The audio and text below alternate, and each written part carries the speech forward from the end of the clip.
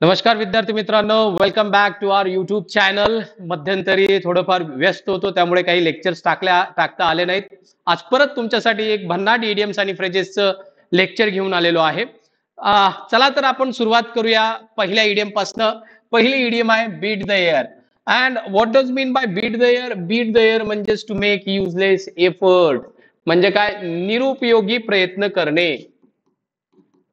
निरुपयोगी प्रयत्न करणे म्हणजे पालथ्या घड्यावर पाणी घालणे. म्हणजेच to beat, to flog a dead horse, to beat a dead horse. याच्या आधी एक दोन इडियम्स याच्यासाठी लिहून दिलेले आहेत. ठीक आहे. To flog a dead horse. Some speakers merely beat the airs in speech while preaching. काही स्पीकर जे असतात, बोलणारे जे असतात, वक्ते जे असतात, ते बोलताना, प्रीच करताना म्हणजे ज्ञान मांडताना, नुसते ज्ञान मांडताना काय करतात? ते लोकांना जागवण्याचा निरुपयोगी प्रयत्न करतात, असं इथं म्हणायचं आहे. ठीक आहे. अरे परीक्षा, तर तू वर्षभर अभ्यास नाही केला आणि लास्ट मिनिटला तू किती वाचशील, तर काय होणार आहे? ते ते असं होईल की you are just beating the airs. काय होणार आहे? Beating the airs. बघा बरं, बीट करून पहा बरं एअरला. एअरला बीट करून पहा बरं. शक्य आहे का? शक्य नाही. मग कसं आहे? ते युजलेस आहे. तुम्ही म्हटलं मी हवेच्या कानाखाली वाजवतो, मी हवेला मारतो, शक्य आहे का? अशक्य आहे. मग कसं आहे? मारण्याचा प्रयत्न केला तर ते निरुपयोगी आहे. म्हणजे to beat the airs like flogging a dead horse. मी दिलेला आहे. फ्लॉगिंग अ डेड हॉर्स म्हणजेच काय? To make useless efforts. तुम्ही किती मेलेला घोड्याला मारलं तर ते काय उठून जागी होणार आहे का? होणार नाही. सेम इथं आहे. चला तर याचं थोडंसं बघूया, आपण पुढे जाऊया. बघा, आता एवढा हा बर्फाचा गोळा आहे. आता हा म्हणतो की मी याला पडण्यापासून थांबवतो. शक्य आहे का त्याला? शक्य आहे का? नाही, शक्य नाही. मग काय करत आहे तो? He is just beating the airs. काय करतोय हा? He is just beating the airs. म्हणजे कसा आहे तो? काय करतोय तो? तो युजलेस एफर्ट करतोय. There is no use trying to stop that ball. He can not. It's such a big ball. Look at the size of that ball and look at the size of that man. All right, let us move to the next one. What is the next one? The next one is bad blood, bitter relations. एकदम कडू संबंध ज्याच्यात असतात ना, त्याला म्हणतो bad bloods. The riots have created blood but between two communities in India.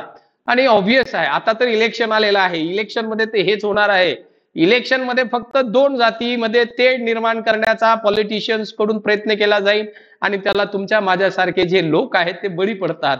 हा म्हणतो माझा धर्म मोठा, हा म्हणते माझा धर्म मोठा, हा म्हणते मी हे इथं हेच करल, तो म्हणते मी हे इथं हेच करल. अरे लक्षात घ्या बाबो हो, आपण एकमेकाशी भांडून आपले वैयक्तिक संबंध खराब करतो हो, पण खरंच जर स्वतःला विचारलं तर एकामेकांपासून कोणाला काही त्रास असतो का? काही प्रॉब्लेम असतो का?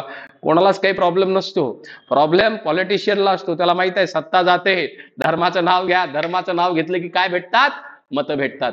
लक्षात घ्या, धर्माच्या नावानं मतं द्यायची नसतात, विकासाच्या नावावर द्यायची असतात. Come to the topic. I am talking about what?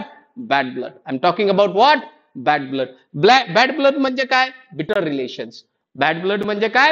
बिटर relations. The riots have created bad blood between the two communities in India.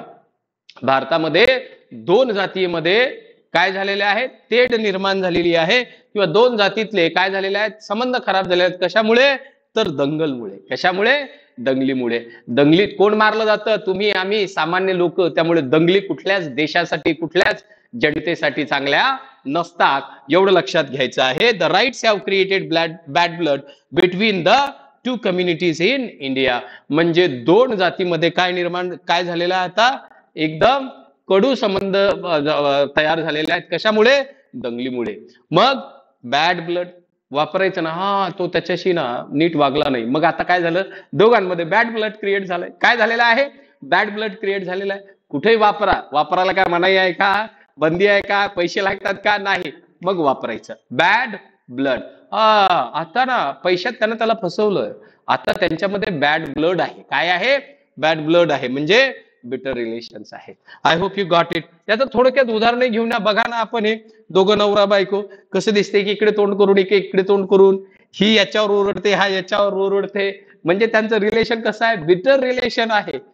कडू संबंध आहेत त्यांचे. मग अशा संबंधाला आपण काय म्हणतो? बॅड ब्लड म्हणतो. Look at the bad blood they do have between them. Look at the bad blood this two people और this husband and wife have between them. ठीक आहे. I hope you got it. Now let us move to the next one. The next one, to beat black and blue.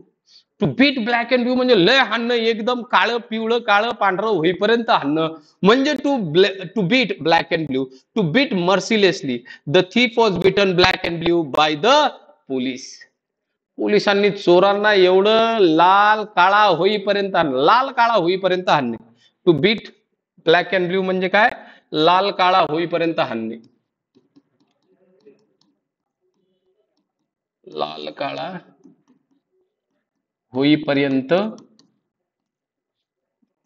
मारणे किंवा हाणणे, what ever it is, जसं काही लिहिलं जात असेल तसं. ठीक आहे, म्हणजे खूप मारणे. थोडक्यात काय? खूप मारणे. एखाद्याला खूप मारणे. टू ब्लॅक अँड ब्ल्यू, वळ येईपर्यंत मारणे.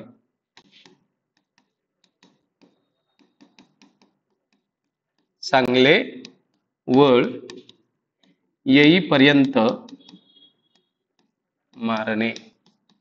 चांगले वळ येईपर्यंत, चट्टे परेपर्यंत, चांगले लाल काळे निळे डाग, काळे निळे लाल डाग पडेपर्यंत मारणे, म्हणजे to beat black and blue. To beat मर्सिलेसली.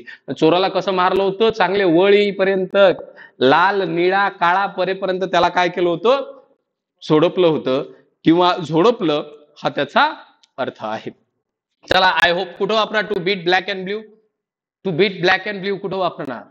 कुठेही वापरू शकता. तुम्ही बघू शकता, अरे दोघं मित्रांचं भांडण झालं, अरे त्या दोघांचं भांडण झालं, ते तसेच दे आर ड्रॅगर्स ड्रॉन, चांगले वैरी आहेत. आणि काय झालेलं आहे? एकानं दुसऱ्याला ना एवढं मारलं, he beat him black and blue.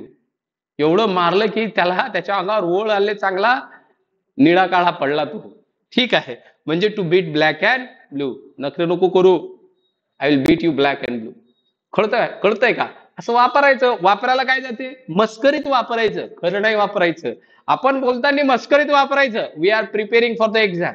What is the ultimate of this lecture? की बाबा याचा तुम्हाला तुमच्या परीक्षेत फायदा व्हायला पाहिजे. मग to beat black and blue म्हणजे चांगलं वळ येईपर्यंत, चट्टे पडेपर्यंत, डाग शरीरावरती पडेपर्यंत मारणे, म्हणजे to beat black and blue. Now let us move to the next one.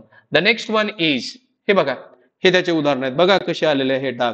हे अशा प्रकारचा ज्या वेळेला मार बसतो ना, ह्या चोराला पोलीस दणके आणून राहिला. So he beat him black and blue. हा हे एक आहे, आणि हे एक उदाहरण खातर तुम्हाला दिलेलं आहे की कसं असते beat black and blue. Bring to book म्हणजे टू पनिश समवन. ठीक आहे, ब्रिंग टू बुक म्हणजे काय? To punish someone. The manager was brought to book for his negligence. मग त्यानं त्याच्या दुर्लक्षासाठी त्याला काय केलं, करण्यात आलं?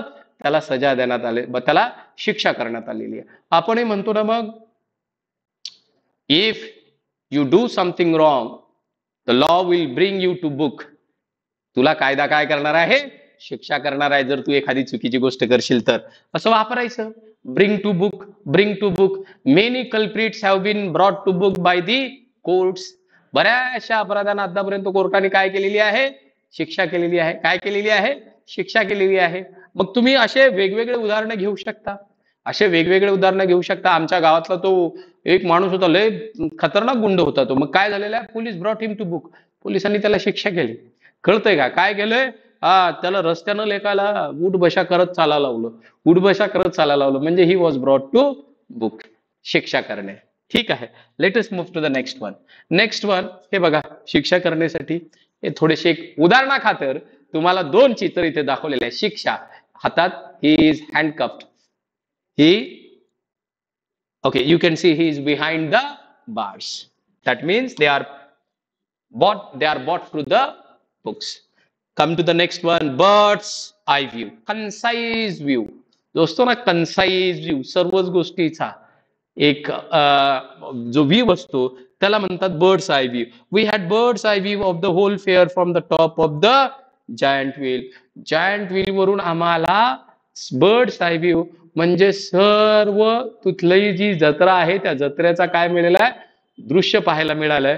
त्याचा अर्थ होते बर्ड्स आय व्ह्यू म्हणजे कन्साइज व्ह्यू, म्हणजे खूप सारी गोष्ट थोडक्यात बघणे, खूप मोठी गोष्ट थोडक्यात बघणे.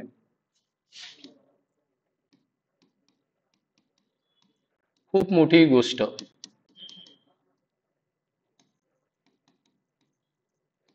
थोडक्यात बघणे किंवा घोषवारा म्हणू शकतो त्याला. काय म्हणू शकतो?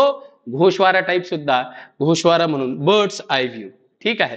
मग we had bird's eye view of the whole fair from the top of the giant wheel. Bird's eye view of the Mumbai new coastal area. ठीक आहे. मग आता बघून घेऊया ना. आता हा व्ह्यू कसा असतो? तर हा व्ह्यू काहीसा असा असतो. बघून घ्यायचा आहे तुम्हाला. हे बघा व्ह्यू आहे की नाही. हा बर्ड्स आय व्ह्यू एवढा मोठा तो व्ह्यू आहे. थोडक्यात दुरून दिसतंय, कॅप्चर केलेला आहे. बर्ड्स आय व्ह्यू मोठा व्ह्यू थोडक्यात. त्यानंतर आणखीन काही आहे का? Yes, you can see birds eye view of this island.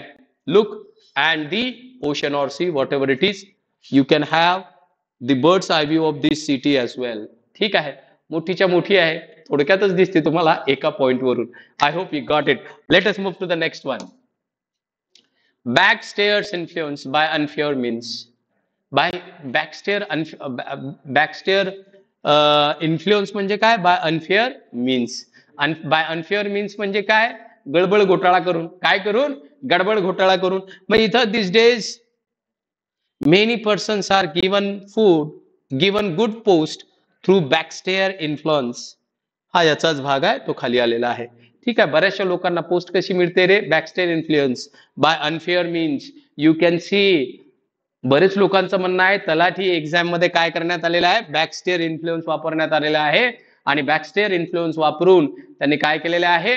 Post मिळवलेली आहे. काय मिळवलेली आहे? पोस्ट. वशिलेबाजी सुद्धा म्हणू शकतो. इथं काय म्हणू शकतो? वशिलेबाजी, लाच देऊन, किंवा एक वेगळा मार्ग म्हणजे वाम मार्ग. काय म्हणू शकतो याला? वाम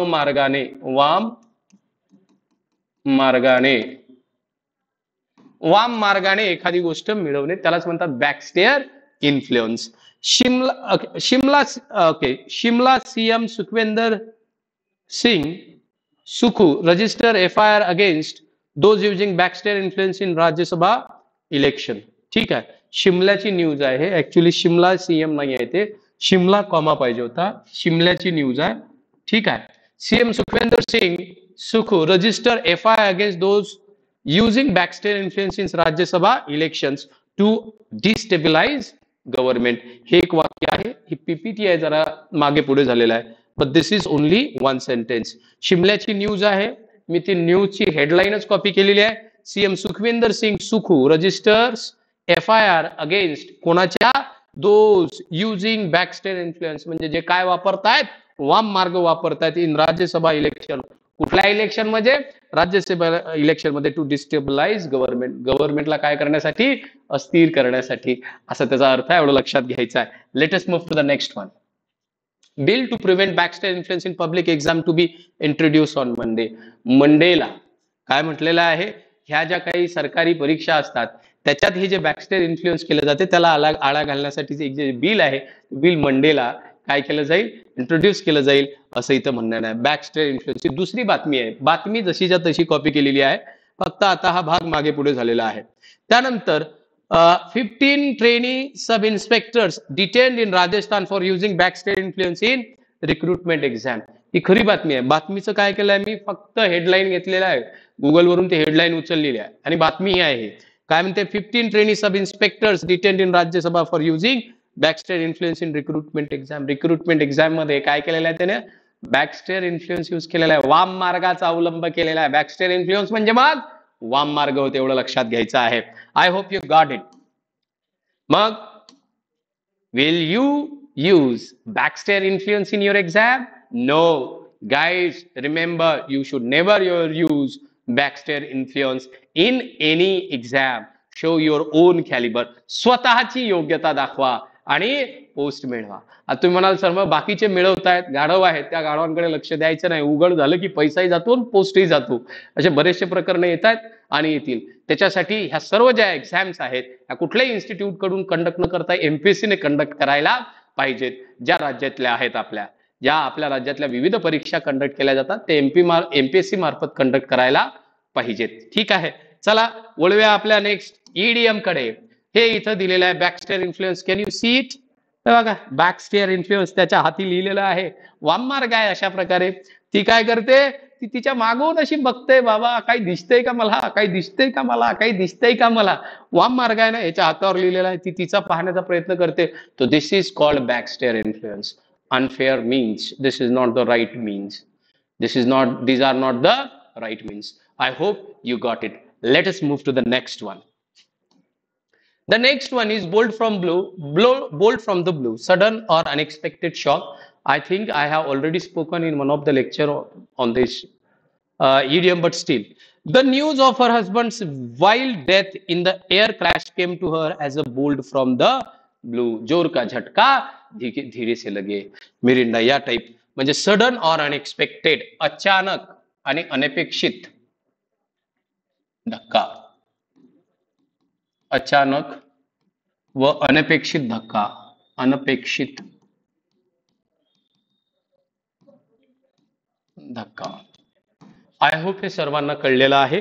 चला वळूया आपल्या नेक्स्ट इडियम कडे.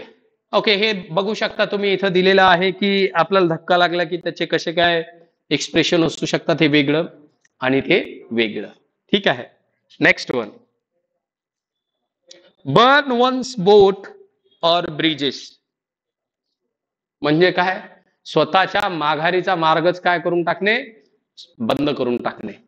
मग do something which makes it impossible to return an earlier state. माघारीचा मार्ग बंद करणे. माघारीचा मार्ग बंद करणे. ठीक आहे.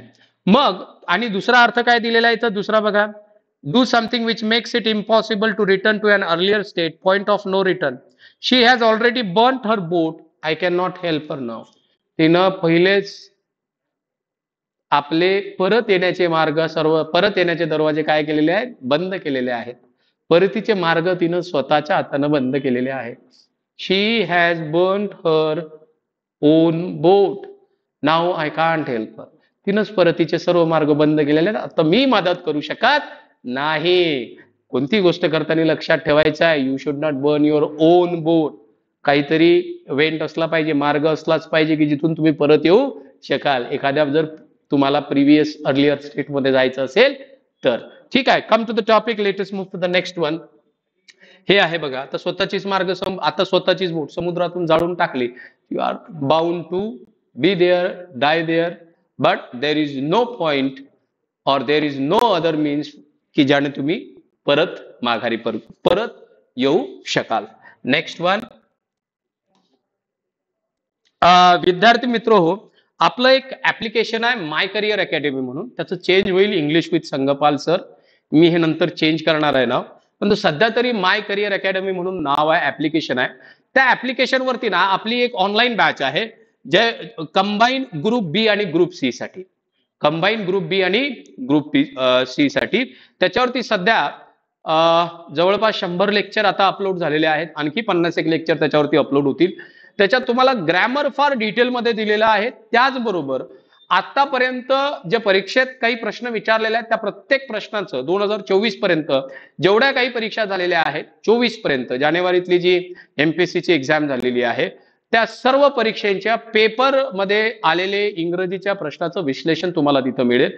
त्याचबरोबर वेगळ्या एक्सरसाइज दिलेल्या आहेत, सोडून घेतलेल्या आहेत की त्या तुम्हाला जे प्रश्न विचारण्यात आलेले आहेत त्याच्या व्यतिरिक्त तुमची एक्सरसाइज सोडवून प्रॅक्टिस करून घेतली जाते, जेणेकरून तुम्हाला हे ग्रॅमर याच्यावर विचारण्यात आलेले प्रश्न हे सोपे जावे.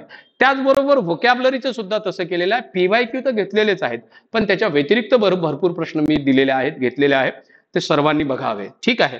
आता ही जी बॅच आहे, काही विद्यार्थ्यांसाठी पहिल्यांदा मी याच्यावरती 50% ऑफ ठेवलेला आहे. सध्या 50% ऑफ चालू आहे आणि जो हे लेक्चर पाहून ऍडमिशन घेणार आहे त्याला आणखी मी त्याच्यावरती 30% ऑफ देणार आहे. परंतु त्याच्यासाठी तुम्हाला मला कॉल करावा लागेल आणि सांगावे लागेल की मी सर हे लेक्चर पाहून तुम्हाला कॉल केलेला आहे आणि मला हे तुमचं जे कोर्स आहे तो कोर्स विकत घ्यायचा आहे आणि याची व्हॅलिडिटी फक्त ही 15 दिवस असेल. 15 दिवसाच्या आत त्याचा कॉल आला त्याला ही 30% ची ऑफची ऑफर लागू होईल. ठीक आहे. त्याचबरोबर याची डिटेल्स इथं दिलेल्या आहेत. 150+ व्हिडिओज असतील, आणखी व्हिडिओज पडणार आहेत बरेचसे त्याच्यावरती. रेग्युलर संकल्पनांवरती विशेष भर दिलेला आहे. मागून 10 वर्षाचाच नाही, त्याच्यापेक्षा अधिक वर्षांच्या पेपरचा अनालिसिस तिथे दिलेला आहे. याची व्हॅलिडिटी 7 महिने आहे आणि व्ह्यूज जे आहेत ते 10 ठेवलेले आहेत. त्यामुळे व्ह्यूजच्या बद्दल तुम्हाला काही प्रॉब्लेम येणार नाही. त्याचबरोबर आपली ही एक IBPS TCS पॅटर्नची बॅच आहे. ठीक आहे. त्याच्यावरती सुद्धा 50% ऑफ सध्या चालू आहे.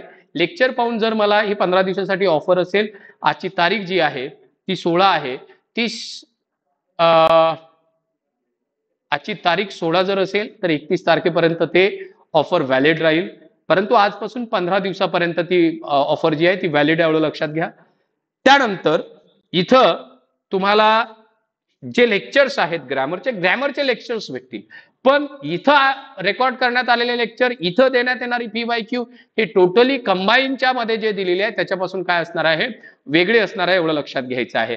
IBPS TCS ज्या काही एक्झाम आपल्या महाराष्ट्रात कंडक्ट केलेल्या आहेत त्याच्यावरती कसे प्रश्न विचारलेले आहेत, कसे विचारले जाऊ शकतात, याचा सर्व अनालिसिस तुम्हाला या लेक्चर सिरीज मध्ये दिसेल. पेपरचा वेगळा आहे, ग्रॅमर वेगळा आहे. ग्रॅमर आणि पेपर हे दोन्ही भाग वेगवेगळे ठेवलेले आहेत, एवढं लक्षात घ्या.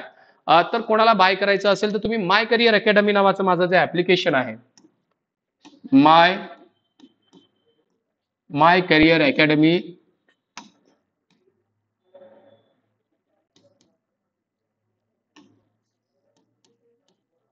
माय करिअर अकॅडमी नावाचं माझं ऍप्लिकेशन आहे प्ले स्टोअरला. ते डाउनलोड करून घ्या. इथं इंग्लिश विथ संगपाल सर दिलेलं आहे, पण ते नाव अजून अपडेट झालेलं नाही. माय करिअर अकॅडमी म्हणून सध्या आलेलं आहे. ठीक आहे. ज्यांनी हा उशिरा पाहिलेला असेल त्यांनी इंग्लिश विथ संगपाल सर म्हणून बघा. तुम्हाला 2 पैकी एका नावाने ऍप्लिकेशन तिथं दिसेल. डाउनलोड करा. जो कोर्स पाहिजे तो कोर्स तुम्ही बाय करू शकता. त्याच्यावरती बऱ्याचशा टेस्ट दिलेल्या आहेत, फ्री आहेत. त्या टेस्ट सुद्धा सॉल्व्ह करा. म्हणजे तुम्हाला हे सुद्धा कळेल की तुम्हाला किती येतं, काय येतं, आणखी किती मेहनत करण्याची गरज आहे. ठीक आहे. तर बरंचसं स्टडी मटेरियल, फ्री मटेरियल सुद्धा आणखी तिथं अवेलेबल होणार आहे. आणि जर तुम्हाला असं वाटत असेल की सर खरं चांगलं शिकवतात तर तुमच्या मित्रमैत्रिणींना सुद्धा या कोर्ससाठी तुम्ही रेफर करू शकता. असो, चला आपल्या मूळ मुद्द्यावरती येऊया. मूळ मुद्दा आहे बाय द बाय, म्हणजे by the way. By the by, what is your age? By the by, what is your name? By the by, where are you from? By the by, what are you doing here? म्हणजे by the way, तू इथं काय करत आहे? मग by the by हे by the way या अर्थाने वापरलं जातं, एवढं लक्षात घ्यायचं आहे. I hope you got it. Now next one, be up to means to be doing और प्लॅनिंग समथिंग ऑफन सिक्रेटली. एखादी गोष्ट तुम्ही गुपितपणे काय करणे, एखादी गोष्ट गुपितपणाने ज्या वेळेला योजली जाते त्यावेळेला म्हणतात be up to. I think those boys are up to something. अरे काहीतरी करतायत वाटते, ते कळतंय का? or they wouldn't be behaving so suspiciously. नाहीतर असं त्यांचं संशयास्पद वागणं अजिबात नसतं. कोणीतरी संशयास्पद वागताना दिसलं, हा what is he up to, look at him. अरे त्याचं बिहेवियर कसं आहे बघ त्याच्याकडे. What is he up to, काय करणार आहे तो? अरे काय करणार? व्हॉट इज अप टू, काय करण्यात आहेस तू? What is she up to, अरे ती काय करणार आहे, काय करण्यात आहे? काय करण्यात, काहीतरी करण्यात असणे म्हणजे बी अप टू हा त्याचा अर्थ होते. इथं लक्षात घ्या. असा जर माणूस पाहिला, what is he up to, काय करणार आहे, सस्पिशियस ऍक्टिव्हिटी दिसते. इकडे बघा, हा घरात बघतो काहीतरी हात घालतोय, मग what is he up to, काय करत आहे तो, काय करणार आहे, या अर्थाने अप टू चा उपयोग केला जातो, एवढं लक्षात घ्यायचं आहे. आय होप तुम्हाला ही इडियम कळलेली आहे. यानंतर बऱ्याचशा आणखी इडियम्स मी घेणार आहे, पण ह्या इडियम्स ज्या आहेत त्या पुढच्या लेक्चरमध्ये असतील. So guys, I hope you like this lecture. If you like it तर त्याला लाईक बटनला दाबायला विसरू नका. आणि तुम्ही अजूनपर्यंत सबस्क्राईब केलं नसेल तर या चॅनलला सबस्क्राईब करायला सुद्धा विसरू नका. आणि कोणी तुमचे मित्र मैत्रिणी, तुमचे नातेवाईक तयारी करत असतील तर त्यांना सांगा, व्होकॅब्युलरीचं लेक्चर सिरीज आपल्या युट्यूबला असते आणि फार महत्वाची ही जी लेक्चर सिरीज आहे टू द पॉइंट आहे. तुमच्या एक्झामला याच्यातील भरपूर इडियम्स तुम्हाला आलेल्या दिसतील. Thank you very much guys. See you in the next lecture.